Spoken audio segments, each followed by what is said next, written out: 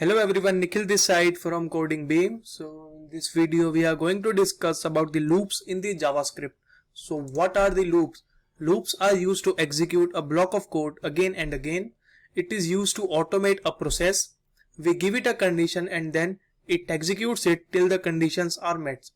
So why do we need them? To save the time for a repetitive task. So now we will see it in the Visual Studio Code that why actually do we need them. So now we are in the Visual Studio Code, and now if I have to print numbers from 1 to 10, then if we have to do it in the JavaScript without the loops, so we have to use the console.log 1, 2, 3, 4, 5, 6, 7, 8, 10 again and again like this. So we have to do like this, like and 10. So if I will now console.log and if I will now save, then you will see 1, 2, 3, 4, 5 till the 10 will be in the console window. But if I want from the numbers from 1 to 100, then it will be difficult for us. So that's why the loops came into the picture. So now if I will try with the for loop, with the for, and if I will now use it like the let I equals to 1, I less than equals to 100, then I plus plus. So then if I will now console.log the I, then it will print numbers from 1 to 100 in the console window. So these are why do we need the loops, to save our time for the repetitive task. So now we will see the type of loops we have in the JavaScript. So now the first one is the for loop. So it loops through a block of code for a condition. So if I will now go to the Visual Studio Code once again, and then you will see we have implemented the for loop here. But about the syntax, so we have to give for, and then it is the initialization, and then there is the condition, and then there is the increment or decrement.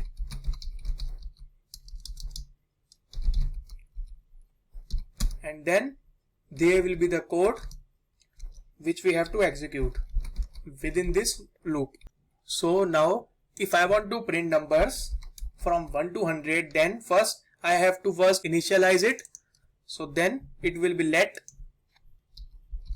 I equals to 0, and then the condition like I less than equals to 100, and then I will be incrementing the I value. So then if I will now console.log the I, then it will show us 1 to 100 in the console window. So then you will see 1 to 100 will be console window. So if you want from the 1, then initialize from the 1. So then you will see it will be from 1 to 100. So these are about how can we use the for loop. So now the next one is the for in loop, and it loops through the properties of an object. So the for in loop is a special type of loop that iterates over the properties of an object or the elements of an array. So about this, if I will now go to the Visual Studio Code, so now you will see here we have a const car object.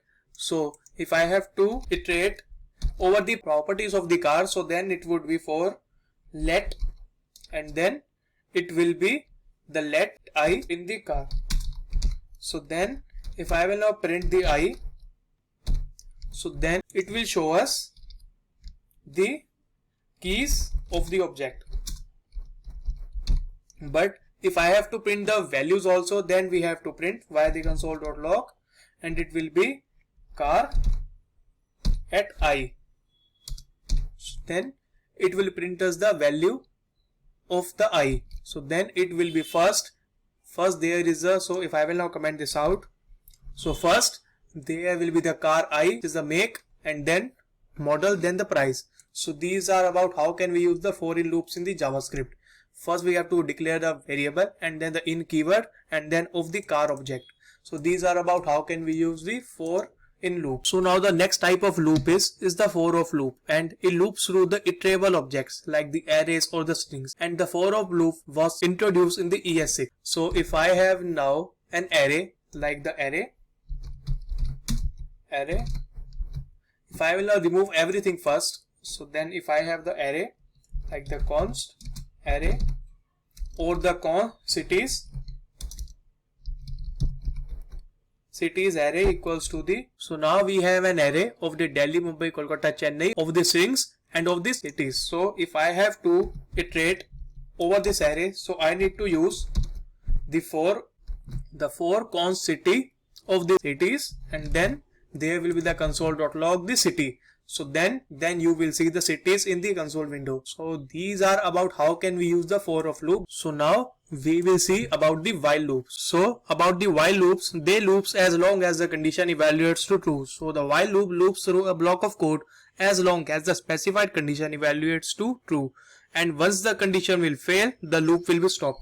So now we will see it in the Visual Studio Code that how can we demonstrate the while loop. So if I have now, so if I have the let I equals to the 1, so if I have now a while loop that till the I not equals to the 100 or the 10, then it will be incremented. First we have to console.log the I, and then it will be incremented. So then after the 10 times it will be stopped. So you will see from 1 to 9, 1 2 3 4 5 6 7 8 9, it will be stopped. But if I will now do here the equals to also, then it will print till the 10. So these are about how can we use the while loop. So now about the do while loops, it loops once and then the condition is evaluated, and then it verifies the condition and then loops again. So about the do while loop, it is the variant of the while loop which evaluates the condition at the end of each loop iteration. And with the do while loop, a block of code is executed once and then the condition is evaluated, and then if the condition is true, the statement will be repeated once we have specified the number of it. So now if I have to provide like if the age, or like if let I equals to the 1, and then we have first to perform the do, and then after writing the do we can log console.log the value of I, and we can just increment the I. So after the do block, then we can perform the while, and it will include the condition in it, while I less than or 5. So then we will see 1 2 3 4 in the console window because I is less than 5 every time. But if I will now remove this, or if I will now do here this time like I is greater than 5, then it will be executed still for the ones. So then you will see the 1 in the console window and the condition is not met here, so the loop will not continue, but it will run one time here. So these are about the how can we use the loops in the JavaScript. So thank you guys for watching the video, and I hope you will like the video, and guys please subscribe to our channel if you are new.